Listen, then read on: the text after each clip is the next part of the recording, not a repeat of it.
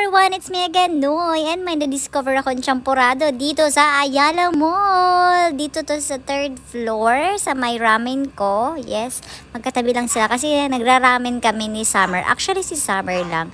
Nakapambahay lang kami guys nang pumunta kami ng mall dahil naisipan lang talaga naming mag-ramen. So, ayan, medyo malaki yung na-order ko na champurado.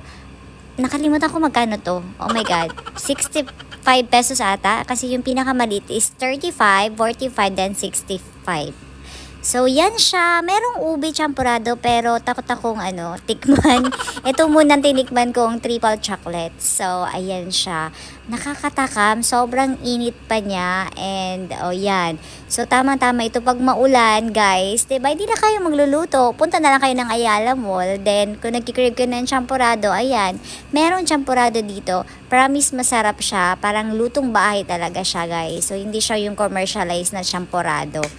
Tikman nyo na, mura lang siya, may maliit. Ay nako, ito na naman si Summer.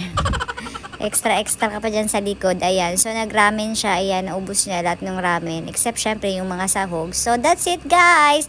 Nag-dessert pa kami sa Mixu. Ayan, 30 pesos lang ito. And, ayan na nga, nakapambay lang talaga si Summer. So ito na yung champurado. That's it for today's video. See you again next time. Mwah!